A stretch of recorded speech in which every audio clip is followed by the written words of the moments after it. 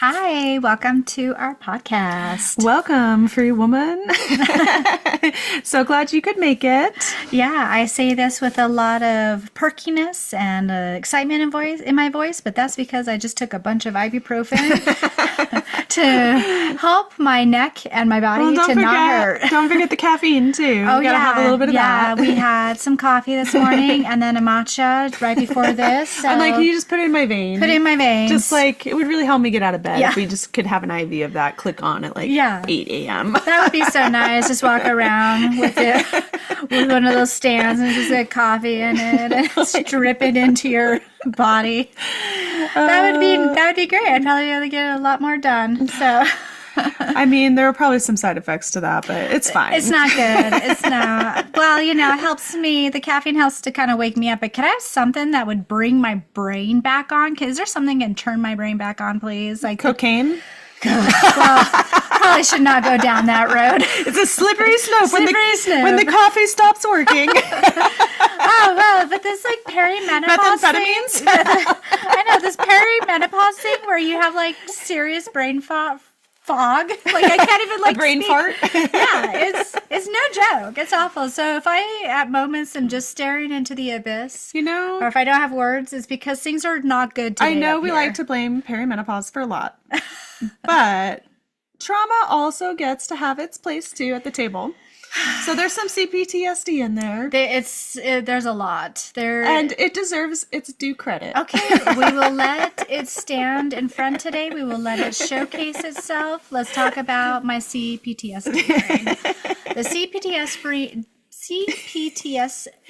CPTSD, right? Mm-hmm, Brain? Wow, that was hard. Yeah, complex Yeah. post-traumatic stress disorder. Yeah, I have found out that I am neurodivergent, that I also have... Well, having CPTSD is a form of neurodivergence too. Oh, really? Did you know that? No, I did not. Yeah. Oh, that's really cool. So, I have it all. it's a fun little cocktail. It is a fun cocktail. So that, and then the trauma brain, and then perimenopause. I'm like, I don't even And know. don't forget the dyslexia. The dyslexia. It's just, thank God I have you for a friend to correct my words sometimes. I find it so fascinating, especially working with trauma survivors, being trauma survivors ourselves, what trauma does to the brain. Well, for me, it's just made me really dumb. Is that fair? Should we call it dumb? I know. I feel mentally handicapped sometimes. I just had to throw in a little humor in there. The handicap is probably the perfect word. It's made me feel even sometimes paralyzed. And I've talked to my therapist about this because this is something I've been trying to work on. Is sometimes I feel like I have a little bit of a stutter in my brain, and what made me realize this is when I understood what happened to people who actually have a stutter, which is sometimes when I was younger, I thought I was going to almost have one, but I didn't. It's more in my thoughts, in my brain, especially when I want to, when I'm in a confrontation with someone that scares me, which is anybody with authority. That reminds me of my father. I was going to say everyone. Everyone. Yeah, I have a really hard time forming words. They're there, but they're stuck. And well, I've noticed, how your trauma can become kind of like your superpower in a way. I've noticed that you are very thoughtful with your words, probably because of that stutter. Oh, thanks. And so Yeah. you really have this kind of calmness where you speak very deliberately. And I think that's actually great because so many people, they just throw up words and they don't even mean or think about what they're saying. Oh, well, thanks. You're making me blush. Oh, yeah. It's gentle mothering. Well, I know how scary it is to feel attacked and to feel afraid when someone's trying to tell you something honestly. There's a way to be honest with someone without feeling like you're making them feel smaller than you. Or also, I also have a fear of being... What? Are you sure about that? Yeah. I thought the only way to have a conflict was by belittling the other person. Well, majority of the people out there think so, but there is another way. Raise the fists and you get ready to go? Yeah. It's actually amazing what kind of conversation you can have with someone when you are kind and gentle with them with your words and just see them as another person. Well, it's like how we had missionaries stop by the house. Yeah. Night before last. Uh-huh. Right, they rest on Sunday. So night before last Yeah, on Saturday night.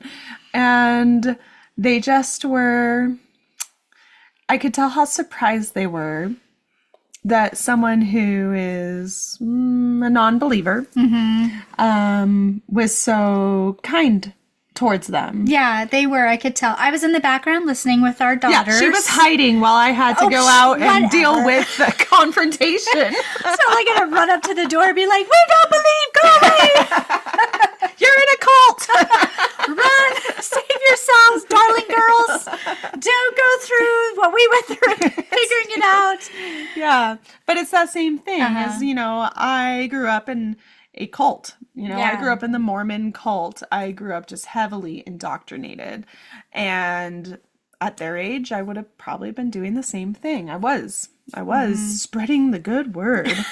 And so it's nice to have that perspective, to just be at this point in my life and be able to see them at their place and give them some love. Yeah, and I think I know someone's going to be more willing to listen to you when you are speaking calmly and from your heart and like with love, like what you were doing. And you were just gently telling them your story and why you left the church and when. And I think they were quite shocked, but they weren't on defense like typically would have happened if you were being aggressive or kind of starting to raise your voice. I just think you're dumb, and I just think you're in a cult, and this is stupid, and you're stupid. Of course they're going to have their defenses up. I mean, they were taught to expect that and have their defenses up. But if you're just like, oh no, I left because of this. But this is kind of what we were wanting to talk about. And that's how growing up in narcissistic family systems, how it shapes you. Yeah. And if you do walk that path of self-awareness and healing and addressing your trauma, there does kind of come this awareness and compassion for just the pain that everybody is walking around with. Oh, yeah. And you just see everybody like who haven't figured it out. And you're like, wake up. Come on, just wake up. Come and join us. But, everybody's... But, we've been on that journey, so we know what it takes. I mean, I was in my abusive relationship for 13 years, my marriage, and that was a journey I had to walk on. Like, nobody was going to be able to save me or pull me out of that earlier than what happened. Yeah, I mean, I wasn't going to listen 20 years ago if someone told me that my ex-husband is an abusive prick. You're in a cult. He's abusing you. Run away. Yeah. No, I wasn't. But what's funny is like now when I do think back, I did have a few people or women or friends that I had were like, you can do so much better. I had that too. And I was like, no, but I love him. I know. And in my mind, I was like, well, yeah, you're probably right, but I love him and he's my true love and la, la, la, la, la. Yeah. And so it's the same thing I've noticed interacting with other people, noticing their wounds and their patterns. And there's just this compassion in me for that. You're only as aware as you are aware. Exactly. And most people are doing the best they can with the knowledge they have. Well, and just like how we had to go through each step that we went through in our life and our experiences to learn, like we had to experience those things in order to wake up, for our minds to wake up, to finally see, or, go through so many like hard things that finally you're like, I'm not doing this anymore. It's the same thing with everybody around you. We are all walking our own path and we are all learning however we're going to learn. We can't force someone to see the way we see. As a mother, you see that with your children. If you are a self-aware parent, you recognize that although you might know what they need to do, they have to walk that path themselves. They actually have to take they're going to have to get the bruises and the scrapes and have the falls. And as this loving parent, you just are there when they want you to be there. You have to watch, and it hurts and it's hard. But I mean, I think that's just what you just said, like a open-minded parent does, because how else are they going to learn? They can't learn by being coddled throughout their life as well. Well, and having both had parents who weren't very self-aware, who were in their patterns, who were probably pretty high up there on the narcissistic scale. My parents had no self-awareness whatsoever. Yeah. And still my parents don't. had a little more, but there were things. Yeah. Obviously. Because here we are. And so it has affected the way I mother. Like, this is the beautiful gift that comes from going through abuse, is you are so much more conscientious in your own parenting or in your own interactions with, the missionaries who show up on your porch. Yeah, I mean, it has been... Once you move through the trigger part. Yeah, I know. I was like, wow, she's just still talking to them. She's just... And then, I mean, I was feeling kind of triggered, and even the girls, our daughters, were like, oh my God, she's still talking to them. But then after a few minutes and I realized what you were doing, I was like, oh, this is actually really cool. And to listen to, and the girls that you were talking to, the missionaries, they would pause once in a while, and I'm like... I felt like they probably were going to go home and think about what you said. And maybe one day down the road, they'll remember you and think of you again. They were asking me questions about my story because that's their job, is to try to get a conversation started, trying to find common ground. They're asking me about my kids. But here's the thing. If you're a trauma survivor, you can't tell people any part of your life without also sharing this unconventional kind of tragedy. Yeah, no, my oldest, I have 4 kids, but my oldest doesn't live with me. No, I'm remarried. Yeah, no, we're divorced. I got divorced. Oh, no, I used to be Mormon. Yeah, but I had my name removed. Oh, why did I have my name? Oh, okay. And so it is, I think, very unsettling for people in general. I've noticed when they ask me about myself and I respond honestly. It's kind of like when someone's like, how are you? And they expect you to just be like, fine. And you tell them the truth and they're just like, oh, well, actually today's a shit day. Yeah. And they're like, oh, I don't know what to say. Oh, I just cried all morning because I had a flashback. But here I am grocery shopping because someone's got to make dinner. Yeah. Still gotta do the real world stuff. And it's a lot. It's a lot for people when you respond honestly. It is, but it was good. So, but that was a situation where I did want to be honest. Yeah, it was a good one. But when you grow up in narcissistic family systems, there is just a lot to unpack. We are both in our 40s now, and I feel like we're finally to a place where we're not triggered so much. Oh, yeah. It doesn't run my life anymore. Yeah. And a lot more able to a lot more conscientiously parent and have relationships.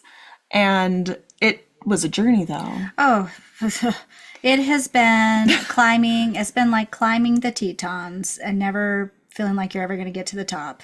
It has been... Well, let's say climbing Everest. Climbing Mount Everest. The Tetons are by us over here. Oh, yeah. Yeah, but, if you don't know where that is, they're very high, jagged peaks. Yeah. All right. I will correct myself. It was like climbing a really steep mountain with nothing but your hands. And it's just like sand, and it just keeps falling out from under your feet. And you're just trying to scrabble for a handhold, and rocks are hitting you in the face. And it's just basically you. And then there's people above you that are just throwing shit at you. Yeah. And they're laughing. Then they're your family. Yeah. Yeah, it's been a lot. So, but I am just so happy to be in a place where, kind of like what you just said, like we're in a place where we have self-awareness now. And if I even feel a trigger is coming on, or if I am triggered, I know what I need to do. You're able to take that beat, that pause, and address it rather than just react. Yeah, I can manage it, or I'm like, okay, I need a therapy session so I can maintain my mental health for this week, because this one's really getting to me. This one's bringing up a lot of old self-sabotaging patterns that I usually do, or old coping mechanisms, but I don't want to do that anymore. So it's just really cool to be in a place where, Or, let's maybe not eat dairy until our stress levels go down because we're having a hard time digesting food right now. that's not a good idea. All the different ways you become aware of yourself and the way that the triggers and the stress and the fight or flight affect you. It's like emotional and physical. I know. Yeah. All of it. Just like, oh, wow, look at us. The body and the mind and the emotional part goes hand in hand with the trauma. Yeah. Who would have thought? It's really cool though, because although it does take longer, I feel like if you grow up in a narcissistic family system, if you experience a lot of abuse as a child, you do start adulthood with a handicap. Like you are behind the ball, like you don't have the confidence to go out there and pursue your dreams. And you also probably end up immediately in a toxic relationship and another toxic relationship, or maybe you have kids with this toxic person. Absolutely. But if you go on that journey, a decade or two down the road, you have this awareness of yourself, of your triggers, of your even body, and how it responds to things, and of the people around you. That really is like a superpower. Yeah, and it's great if you are a parent, once you are doing this, like this journey, and have all this awareness, you get to pass that on to your kids. And you also, like we were kind of saying earlier, when you have to let your kid just go experience something, because it's going to be the only way they learn. And even if it makes you sad. Like, but I guess hate seeing what? my kid hurt. But Your kids are, and we've both done this with our kids because we have abusive exes, and so they're on their own journey, our children. But our kids are at such an advantage going into this because we have been doing our work and they have been watching us do our work. Yeah. Well, and so they got a leg up. Yeah, they have one toxic parent and they have one parent that's doing the work. It's the best education. It's such a good education, because even if they have to go through this now, I mean, like when they're going to step into adulthood, they're going to already have two separate dynamics, healthy, non-healthy, and they'll be able to judge themselves what to do and how to handle it. And they're going to, because we all have to make choices, they're going to have to make their own choice and then sit with the consequence of whether it was a good or bad choice. Yeah. Because we are showing them, we are teaching them, and hopefully they have a head start in life versus what we... versus the shit show that was our 20s. Yeah, and 30s. But... we're kind of starting at this from here where we are now. Let's rewind it back. Lest you think this journey was all rainbows and sunshine. Well, I thought it was, because that was my coping mechanism. I painted a picture. Disassociation is a great coping mechanism. Well, it's really one of the best. I needed something. I needed something in that rat hole that I grew up in. So we both grew up in highly narcissistic family systems. I feel like my family might be in denial if they were to hear that. But what is so interesting is your family was very much like overtly abusive. Yeah. My family was very much covert abuse. Yeah. And so we have similar traumas, but our family systems look completely like very opposite different ends of the spectrum when it comes to narcissism. Yeah, I mean, you knew my family was getting abused. I mean, everybody knew. Everybody knew. And guess what? Nobody did anything. Yeah, everybody knew in your church, in your school. They knew the extended family, everybody, your grandparents. They knew you guys were getting knocked around. They knew it was not safe. They knew, my dad was explosive. Abusive. He was scary. Beat my brothers with a horsewhip sometimes. And one of my brothers is handicapped, and I watched him chase down my brother who is limp on the right side because he had a stroke as a baby. And I watched my dad chase him down and put him in the dirt and, just trying to get my brother to submit to his will. And it really does something to you.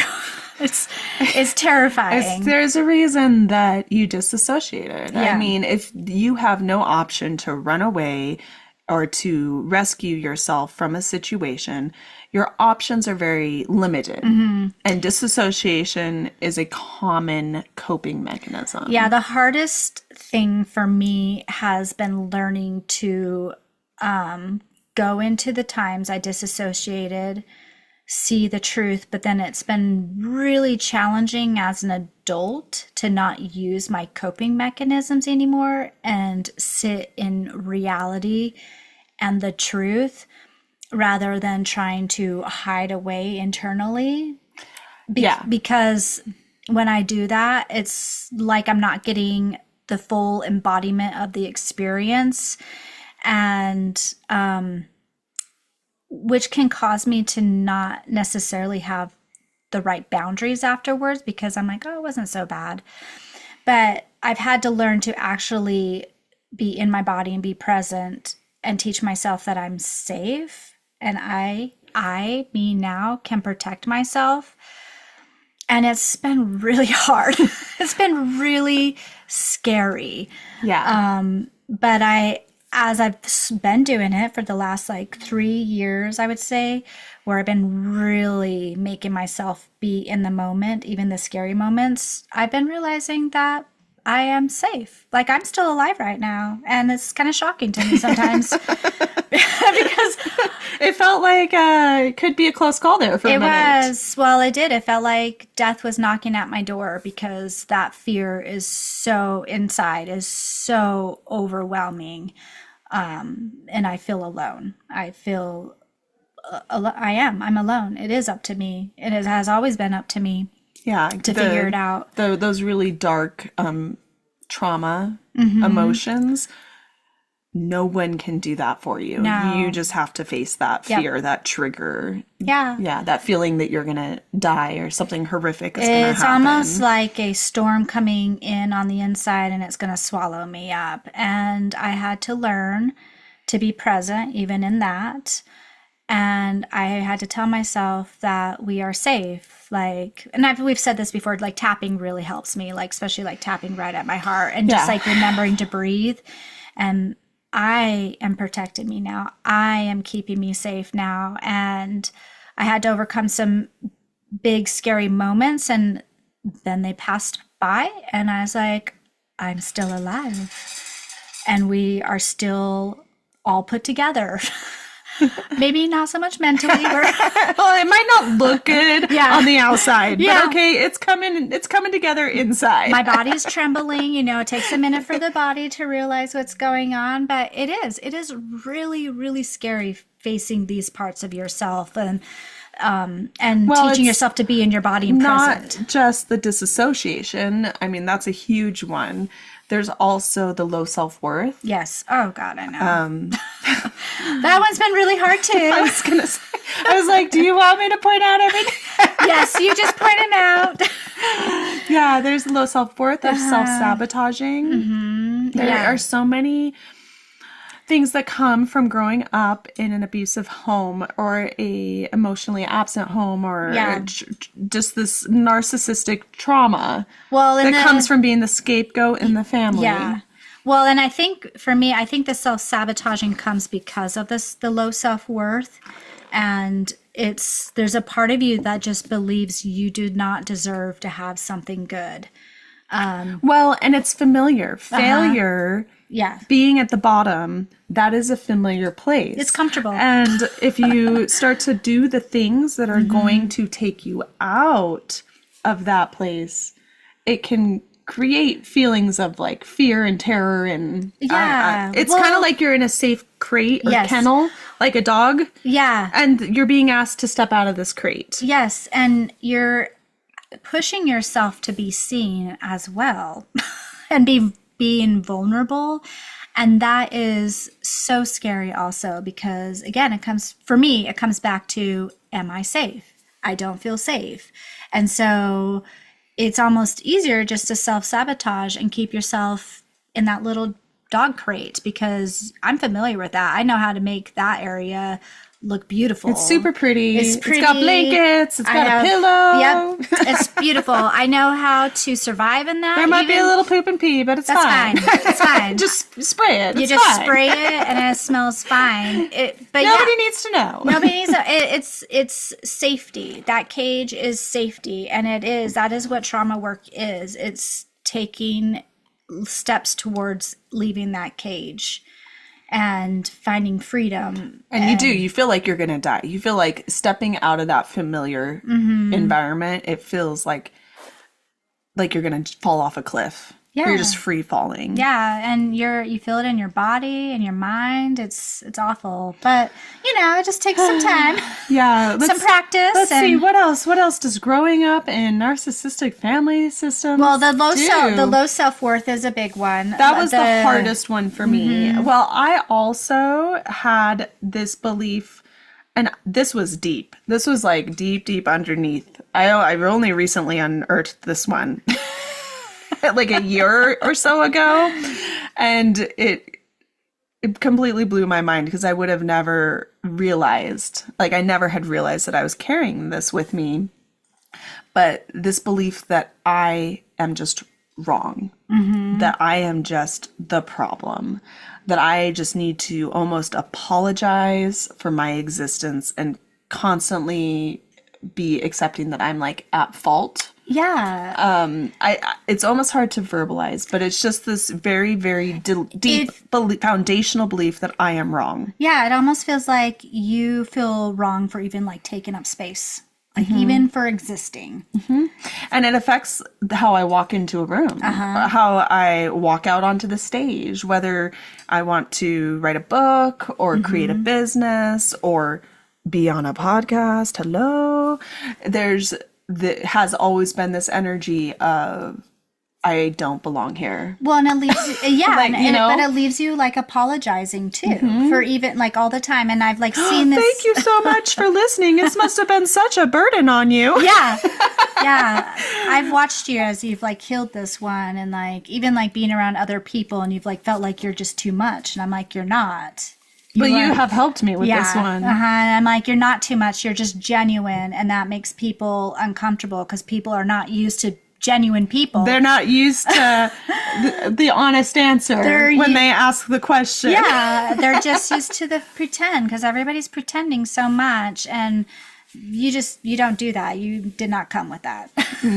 I would say you've healed that. I know you said you did that when you were married. Well, I know how to do the performative. Yeah. I can turn that on, but it is very exhausting. Yeah. And sometimes the switch malfunctions and I let a little bit of truth out without meaning to. Yeah. It's just the autism. Yeah, the autism. And discovering that in myself also, wow, I just cried and cried and cried. And cried when you discovered you were clicked, autistic, and I was just I am there. There's nothing wrong with me. I just have this brain, this different brain. You process things differently. I just process things differently, but I'm so high masking that I never realized that was what that was. Yeah, and a lot of female autistics have that. Because girls tend to be more socially intelligent. And so we don't have that part as much. Yeah, and I think we just kind of live in an area where a lot of people do just pretend. And it's hard when you have this amazing gift. Well, that's just the world we live in. Look at social media. Yeah. Oh, my God. Yeah. But it's been fun watching you discover this about yourself, and it's giving you this freedom, because I've seen it the whole time. I'm it's okay if you just made them feel uncomfortable. You just have to get used to making people feel uncomfortable. Well, some of my earliest memories are me getting in trouble because I said something wrong.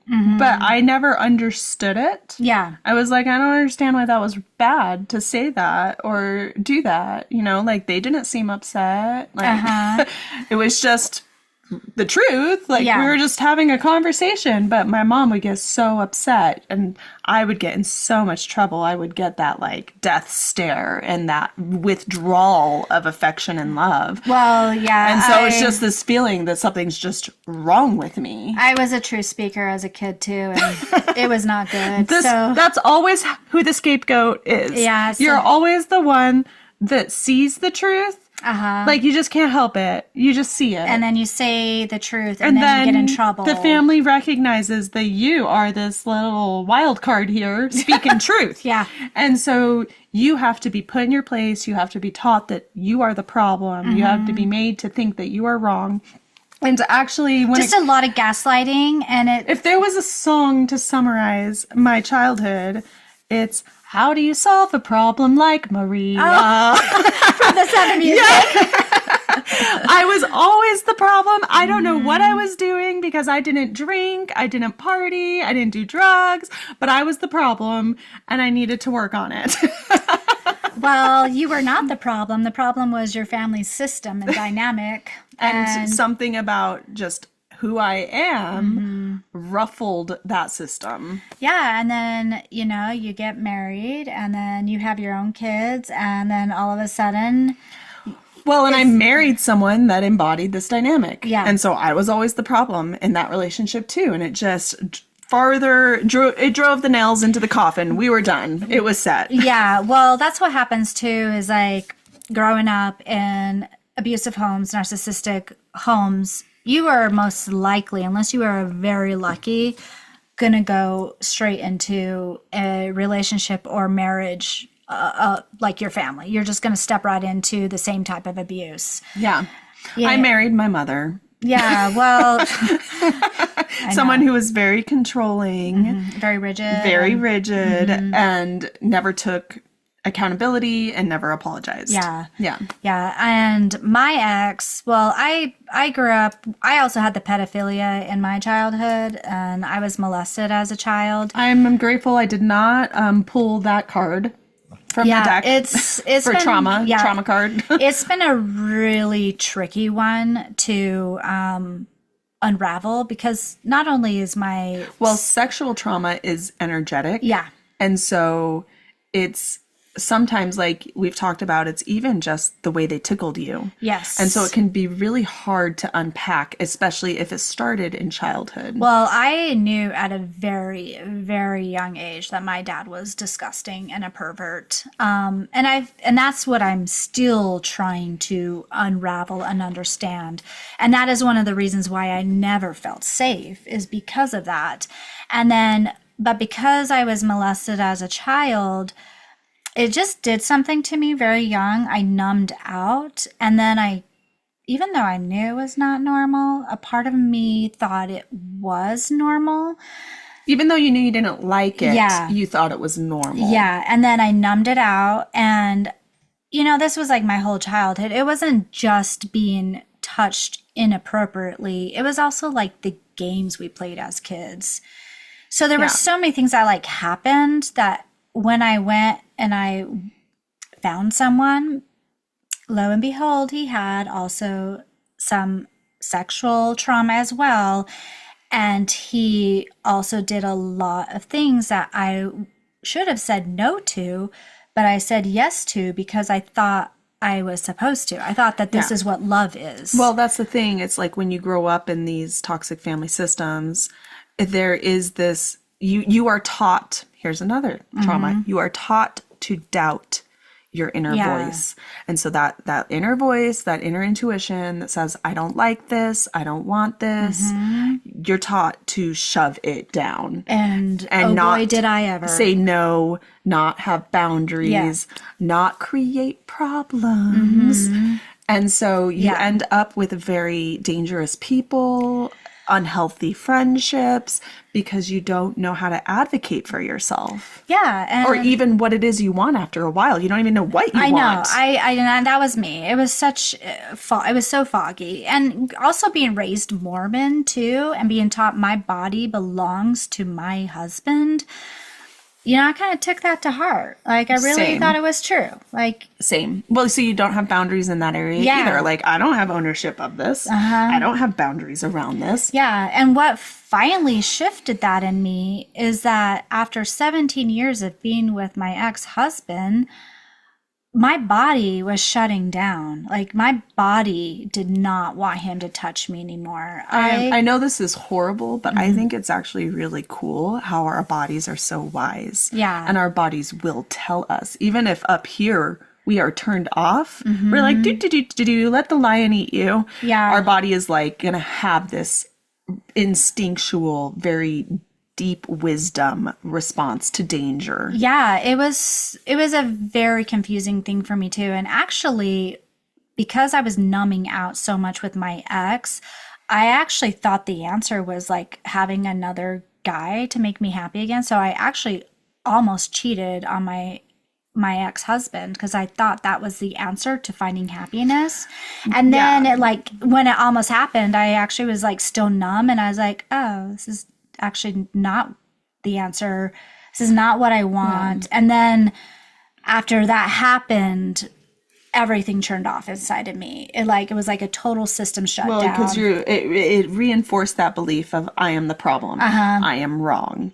I am bad. Yeah. Right? It just like drove it home. It drove it home and then obviously abusive spouse takes full advantage of that. Yep. Loves that you're the bad guy and they can yes. just whip you relentlessly. Because he was actually everything I thought I was actually who he is.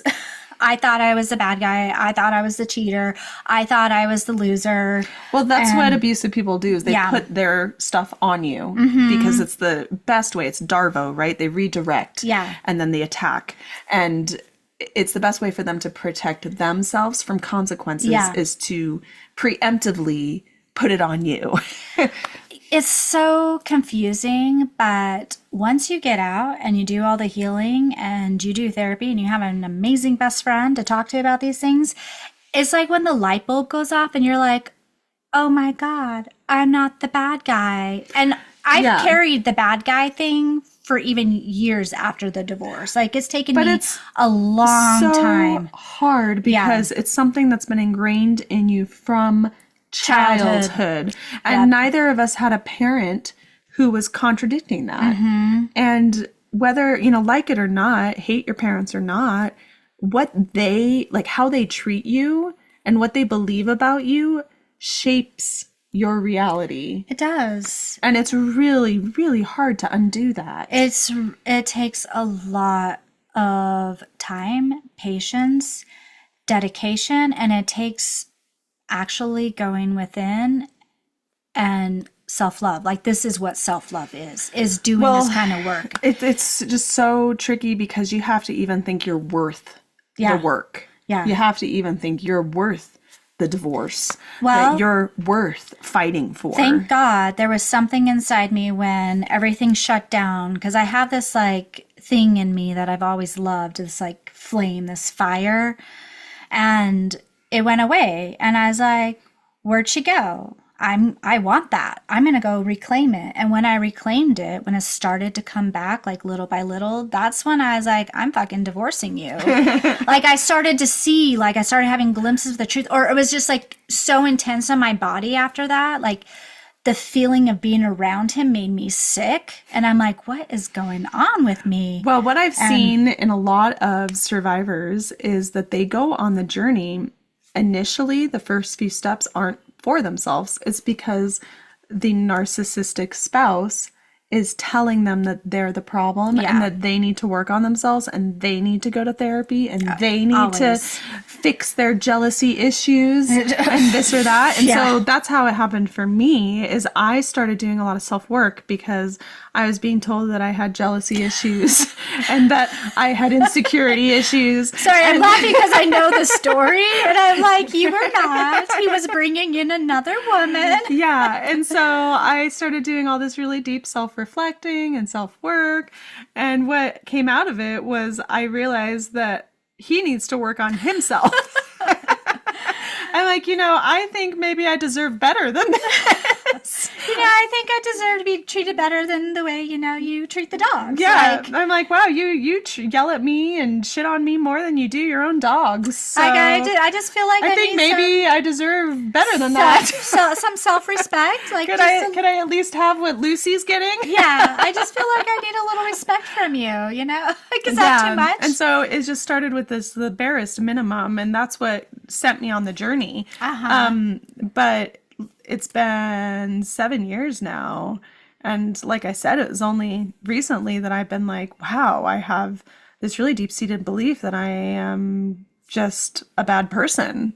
And I don't even know where it came from. Like I said, I think it's from those very early memories of just having love withdrawn from me for expressing my authenticity. Yeah. Well, you also have said that, like, your mom really didn't like touch. That was really hard for her. So you also didn't get a lot of that, like, comfort when you were little too. There wasn't a lot of physical affection. There wasn't any physical affection. There wasn't any emotional intimacy. We were like lost children in my home. And so although our needs were met, food, clothing, we even had extracurriculars, everything was very like, and there was money. My dad he made good money. And so we always had nice things and nice homes and nice schools. There was no emotional intimacy. There was no vulnerability. There was no anything. It was like a desert. It was just a lone sage brush blowing in the wind and just children there. We don't even get to have a blankie, Yeah. And so it was very rigid, very authoritarian, and very empty of affection. And so while it's different than, this your dad chasing you with a horsewhip, which is like, I'm going to die at any minute. Yeah. it still created some major issues in all of us. Like, I see it in my siblings. There's been drug issues. There's been abusive relationship issues and codependency issues. And some of them are just outright toxic people now. Yeah. And so, but my parents are so confused because in their mind, they did everything right. They followed the rules. They did the book, what the church told them, how to raise a family. And likely this is a family. And society too. This is a family pattern. Likely they didn't get any different in their home, so they don't understand what they did wrong, right? Plus, if you're highly narcissistic, you're not exactly eager to self-reflect on how you might be the problem in this situation. So it becomes your child is the problem, and they're always the problem, and they need to figure their stuff out. Well, also, you are the child, so how dare you even try to talk to me about you having a problem, that I am your problem as a parent. Like, yeah, I remember that. Do not challenge their authority. Yeah. That's something that the narcissistic parents love, that authority, and they love that they're in charge and you are their little slave. I am the parent, so you do what I say. Mm-hmm. And if you don't, then I spank you or yell at you. Or we did have spanking in our home, although it's not like. Well, I think I got spanked twice. Yeah, we had, and I didn't have bruises afterwards, or welts. Our spanking was a little bit more intensive. It was more the lack of affection. Yeah. And the main way that my mother punished us was by withdrawing affection. We actually have that in our family too. Conditional love. It's very, very painful when they do that. And I actually don't remember as much as a kid. It happened more as an adult, which is one of the main reasons why I went no contact with my family, is because I was not playing the game anymore. If they can't beat you anymore, what can they do? Yeah, they withdraw love. They withdraw love. Yeah, and it's so painful. And then I'm just left chasing after them and trying to figure out what I did wrong. And then even when I hear what I did wrong, I'm like, really? I didn't respond to your text the way you wanted me to. Like, I have this whole life over here as a single mom trying to figure things out and survive. No. This is a narcissistic family system. You are not allowed to have needs. Oh, that's right. You are meant to exist for them. Oh, heaven forbid. And if you violate that at all, then you are bad. Well, I was bad because You're very bad. I was bad because I stopped playing the game. And the less I played, the madder they got. And it was starting to become, starting to become pretty painful. And so finally, with the help of my therapist, I went no contact because I was like, I don't feel safe anymore. Yeah, the conditional love is really painful and really abusive. And that is the primary method that my family used because, we didn't beat each other. And so it's much more covert, much more passive aggressive. And it wasn't until a few years ago when I finally, was far enough along on that journey, had broken free of my abusive marriage and started exploring relationships from a more self-aware place, that I put that together, that I had only ever experienced conditional love my entire life. That is all I had known. And then, we had to cry about that one for a while too. Oh yeah. Sometimes it lasts like a month, those tears. The first one's like a big old wave of just mourning, but yeah, it takes a while to grieve all that. And just when you finally see the truth of your family dynamic and what your placement was in that family dynamic too. And the fact that you have never actually been loved. Yeah. That's a hard one. Yeah, that one really hurt me too. When I realized my family actually doesn't love me. They just use me. They love what you do for them. They do love what I do with them. That's how narcissistic love works. They love what you do for them. And because I've seen this question so many times on the internet. Do narcissists love? They love what you do for them. They love how you make them feel. They love the money you provide. They love the easy sex that you provide. They love what you bring. They love the way you make their relationship look. Like when I realized, how you look on their arm. They love when how I you look on their arm. realized with my ex what I actually brought to the relationship, and like, because I thought it was all him. I was like, I'm in a... Well, that's an important part of the conditioning, so you don't realize your worth and leave. Yep. But then when I finally realized that our friend circle, our image, everything was because of me, I was like, I guess maybe I'm okay. Like, I'm kind of a cool person. Like, he's lost all that now. I was like, he doesn't have it anymore. Nope. He's actually hanging out with really toxic people again. And and because they devalue you, and that's, what narcissists do. They don't actually ever see you. They just put mirrors on people, and some people reflect back a prettier image than others. And so they are attracted to the people that reflect back what they want to see. And so they don't actually see you. They just have like a mirror hanging over your face.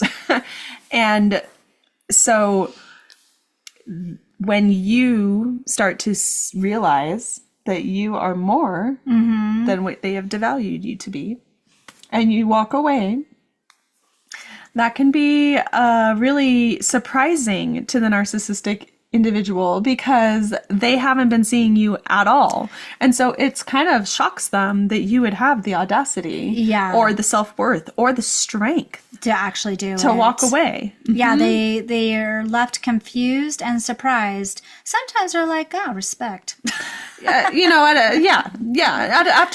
they're done punishing you, they have to punish you for a while. They're like, she's better than I thought. You have wounded their fragile ego, and so they have to go into their narcissistic rage and seek vengeance and try to hurt you and destroy you and destroy everything around you. Light the entire world on fire, including themselves. I was like, I used to say my ex would light himself on fire just to get smoke in my face. And he did do the equivalent of that several times. Yeah. But that's what's so painful. That's the biggest wound I have that I'm still working through from growing up in a narcissistic family system, is this feeling of not being seen. Yeah. Of nobody sees me. I feel like sort of invisible almost. Well, and I think when you have this wound, at least I did. That's why a lot of people like chase fame. That's exactly. And social media attention. Or chase love. Or love. Yeah. You're chasing something. When you have this lack of not feeling seen or love, you are always externally going to be seeking something out or someone out to fill that void. But Yeah, that wounded inner child that never got seen in the narcissistic family system because you were surrounded by mirrors.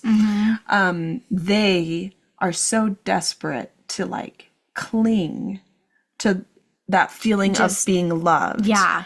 And the only one who is going to love bomb you and make that little wounded child feel held is a narcissist. A narcissist. Oh, they love and then they people like that. devalue you and you accept it because this is what you know from growing up and you believe you are the problem. Well, they build you up and then they bring you down. But they don't bring you down all the way. They like play with it for a little while. It's a yo-yo and it changes distance every time how far you get dropped. Yep. And actually one of the things that kind of ended my relationship with my ex-husband, besides my body not wanting to be around him, besides having a full body disgust response, was aside from that, I was starting to get confident, not like no. I know that's dangerous. It was dangerous. He was getting he was really started beginning to reveal himself. He was starting to show himself being out of control. And that's, narcissists love control too. So, yeah, when they lose control, they lose their freaking mind. Yeah, they do. They go crazy. Oh yeah, they are children. They will do nutso things. They will. Like stalk you, put cameras in places, follow you, trackers on your phone. From your phone. Yep. Yeah, lock you in a room with them and interrogate you for hours. Withhold your child support. Oh. Yeah. Just anything they can think of. Yeah, anything they can think of. But yeah, once I realized that my confidence is what he liked, that I didn't have the confidence. And once I realized that that was something I was bringing back in because I was healing myself, it was again another thing that made me not want to be around him.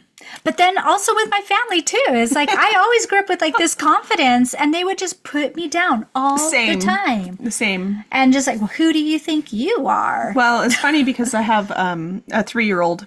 I have a toddler right now and he is so sparkly and bubbly and confident so cute. and just in everyone's face. He's just the sunshine. And it's so funny because my sister was visiting and I was just like, yeah, he must just take after Matt's family because wow. And she goes, you were just like this. Aww. But she said it in a negative way. Oh.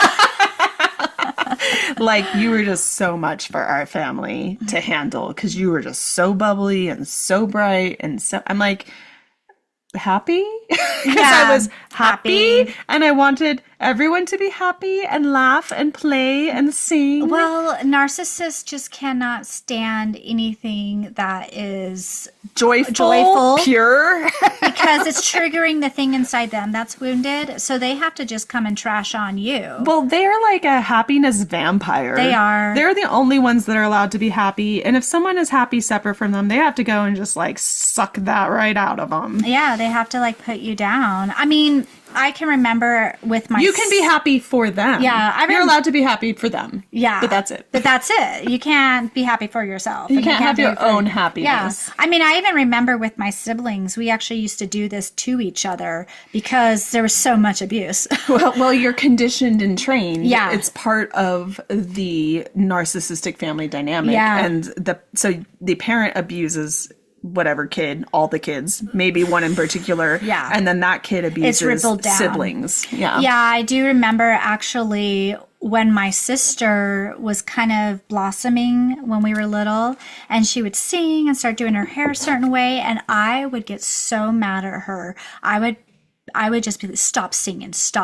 It like drove me crazy. I hated when she was like styling her hair a certain way and I was being so mean to her. And you know, now as an adult, I can look back and I can see it's because of the dynamic that what was happening in our family. But, you know, at the time, I didn't understand what I was doing. And I feel horrible now. But we just did it all to each other. And even as adults, but here's the thing, continue to do it. As a mother, it is my job to help my children learn how to treat each other. Well, my mom did not do that job at all. So I understand because, there's guilt over the things that we did once that awareness comes in. But I think there should also be a recognition that you, and I say this not to Kat, but, to listeners, you were the child. You were the child. So have some compassion with yourself, because children are very receptive and vulnerable to what they are exposed to. Yeah, it's awful. It's the parents' job to step in and say, you don't talk to your sister like that. Yeah, and it never happened. Or let's address you. What are you feeling right now that you felt the need to say that to your sister? Oh, God, like, what's going on inside? Never asked that question. I was just either. putting down more. Well, no, nobody asked me what I was feeling. Yeah. There was just this icy cold glacier that would come down, and then I would be ostracized. Yeah. And then I had to figure out how to get my way back into their approval, usually by doing something performative that made my parent look good. I know. But, growing up in that and like remembering how I felt and what I would do to get that relief from whatever pain or whatever was going on inside me, and then putting it on my sibling, it has helped me to understand abuse and narcissism better, because I was just exposed to it so much. Yeah.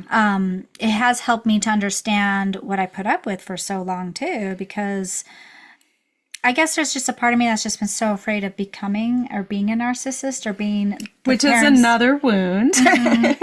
Yeah. It's the fear of being your parent. Fear of being my parent. And I think this is why I also try to be very mindful of the way I communicate to people as well. Yeah, I think that the other side of that, though, and I've seen this in myself as well, is that you're so afraid of being like that parent that you almost go to another extreme. Yes. Where it's like you don't know how to access the anger, or you don't know how to access like that healthy boundary system. Well, the anger is it's scary. It's scary to actually access it or allow It's like, it well, you to don't be want to present. beat your kids, so maybe let's just keep that turned off completely. Because I don't want to be my parent. But Yeah. even like feel rage, even have rage come to the surface. I just keep that little thing, I think that dark ragey thing, just push it down. And we have discovered this, in order to raise children, you have to be able to access some amount of like that boundary making system. Yeah, you do. You have to be able to discipline and give consequences. But when you've only seen discipline in this super abusive, toxic way, it's like you're reinventing the wheel from scratch. It's like, well, what should this look like? How do you tell your kids no? Yeah. How do you have consequences with them that's not beating them with a horse whip, God, I or know. just icing them out and depriving them of love? I know it is. It's been a journey trying to figure that out with my children. How far do I go, and how much do I hold myself back? Yeah. And also kind of earn respect from my children. I'm not demanding respect, but earning respect, so that You're not just screaming in their face. No, we don't and do saying, that. Respect your father, no. or I will beat you. Yeah, nope. It's been a journey trying to figure out what is parenting look like for me, and why do I feel comfortable doing without, because there are times when sometimes I parent, and then afterwards I just have this like overwhelm of guilt coming in. I'm like, oh my God, I was too much. I'm so bad. I just abused my kid. Yeah, and then I have to go and talk to them and be like, I'm sorry if I seemed like I was too much. And you weren't, Mom. Like, you were not. And I'm like, I'm really sorry. That's bad if your kids are telling you that. Yeah, well, I just don't want to be my parents so badly. I don't want to do that to them. The thing that's interesting, and this is like the cycle, the pattern, the abuse cycle, is narcissistic children are created both from too much discipline, Yeah. from erratic violence, from shouting, from Just really but dark they're abuse. also created from no boundaries. kind of that spoiledness. That spoiledness, because what you're seeing with a narcissistic individual is a fragile ego. And that fragile ego is created from unpredictable boundaries or no boundaries at all. And so it's kind of an interesting thing where the abuse shuts off our boundary making system. And then we have children and we have either erratic boundaries or no boundaries. And then the cycle continues, right? Where then they become little narcissists. Oh, it's harder to undo when they're little and they're already little narcissists. So. It's a hard one to come back from. Yeah. But that's what I find so interesting about, you know, our journey is we grew up in highly narcissistic homes. And then we went on our journey with our narcissistic spouses. And now here we are on our own healing journey and we have children. And our children have the pattern in them because they're fathers. Because their fathers are this way. Yeah. And so not only are we healing ourselves, but we are bringing awareness as we deal with our wounds, like that we've been talking about, that insecurity, that lack of self-worth, lack of boundaries, that belief that I'm bad, the lack of boundaries. These things, as we heal them, we are able to bring awareness into our children and point things out and help them also step out of the family pattern of abuse. It's so cool to see. I mean, we've both been seeing it with a few of our kids. And I'm like, man, that's just the greatest reward I can have as a mom. It's like, I'm doing it, you know? Yeah. Well, and that's what I'm saying. This is the reward. Yeah. I was like, it sucks and it's hard. And you definitely feel like you came into adulthood behind the game, right?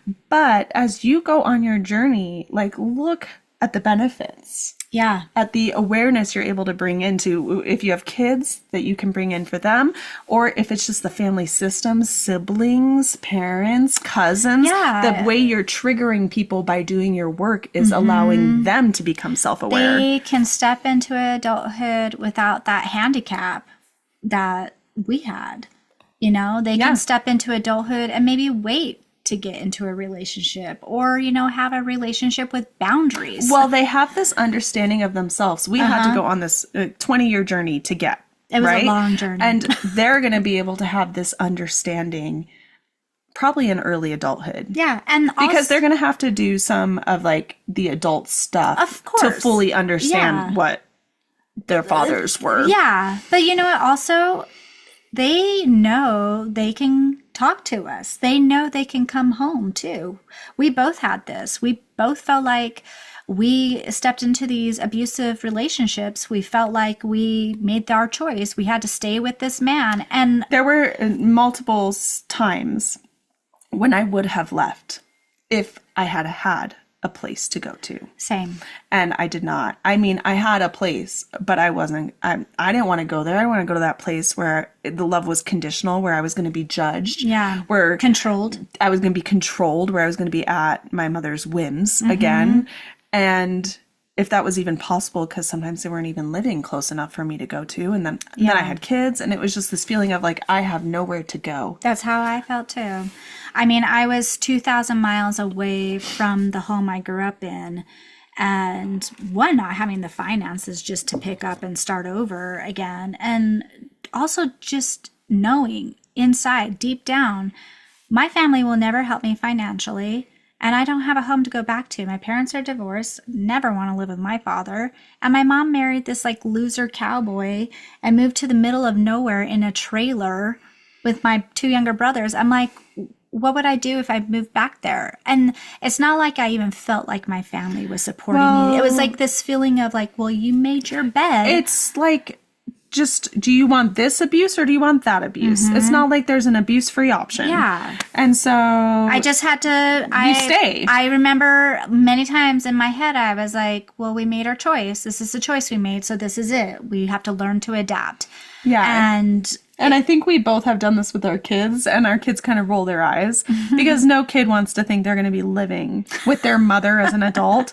But I have so many times said to them, you will always be able to live with me. You will always be able to live with me. Yeah. And even as an adult. Well, maybe not if they're a serial killer, but yeah, within reason. Within reason. But even as an adult, when I went through some really hard stuff and thought, I almost went homeless. I knew I did not have my family. I knew financially my family would not help me. I actually knew that they were probably like, ha ha, you're learning something. Look at her riding her tall horse and looking like she's special. I just knew it. And the fact that I can say now that if my child or my daughter is in a situation, and I tell her this too now, I will always be there for you. No matter what happened, what you did, you tell me. I'll be there and I'll help you, because I've never felt like I could do that with my family. Well, I guess I should clarify. If they're abusive, Yeah. they can't live with me. You know, we have that boundary. Yeah. We both do. But otherwise, Yeah. otherwise they can always live with me. Yeah. And it's just because we went on that journey and we came from a place where we didn't have that. And so we know how essential that is for kids. It's important. So, there's pros and cons to going through what we went through. But yeah, it's like our parents' generation kind of just shoved the birds out of the nest, and they're like, haha, time for baby bird to learn to fly. You're like, haha, you're going to learn how hard it is now. Laying on the ground with your wings broken, and they're like, good luck, figure it out. Yeah, Don't embarrass us while you do it. I know. They really do. They're just like, can't wait till they're out of the house. And then my family at least laughed about all the hard things you went through. And, now you know how hard it is. I'm like, where's the love and compassion? My family just judged me. They're like, oh, look at her. Her life's just such a mess. Yeah, no love or compassion. She's so difficult. Always just so difficult. She's just so stubborn. But because we went through this, we know now how we're going to do it different. We are doing it differently. And we're going to... Well, and we stopped seeking our family and toxic people for our self-worth. Oh, you know, we had to cut those apron strings. we had to let go. This is not the place that I am going to find love and support. And you just have to let go of that dream, that illusion, that fantasy. No more chasing love, because you're not going to, if you didn't get it from your family before, you're not going to. Yeah, and learning to stop chasing, it's really interesting. Much higher quality of people in my life now that I've stopped chasing in general. Yeah, same. It's like, okay. I'm like, one, I'm too exhausted to chase, and also I've just finally have realized that is not the answer to success. That is not the answer to getting what I'm seeking in my life. Everything I want is right here. I'm happy. I'm complete. If they're not interested in putting the effort to show up, then okay. You've already shown me who you are. Yeah. I'm worth someone that's going to put in effort. Yeah. Oh, wow. man. Well, thank you for listening to us talk about our past. Well, I hope that it's helpful, because I know that there is this similar patterns, similar journeys for survivors of abuse, for the scapegoats of the family. Yeah. Hello, scapegoats, Right here, raise your scapegoat. hands. And I just hope that you realize, listening to our stories, that it is worth it. It is worth it going on the journey. It does matter. It does make a difference. It does. If you don't have children, and if it's just you, just the people around you that you may not even realize that are noticing, you may just help one person without not even knowing. Just not being a toxic person walking around with this toxic waste inside of you. It's like being an individual that interacts with the world in this way of like we were talking about, love and compassion, recognizing other people's wounds, not reacting based on your triggers, having healthy boundaries. Like, you are just spreading good everywhere you go. You are. It's this beautiful ripple You are effect. a white blood cell in a disease-ridden body. So thank you for existing. Thank you for existing. Yes, we need more of you. And if you're doing it, good job. And just keep going. Remember to like and subscribe.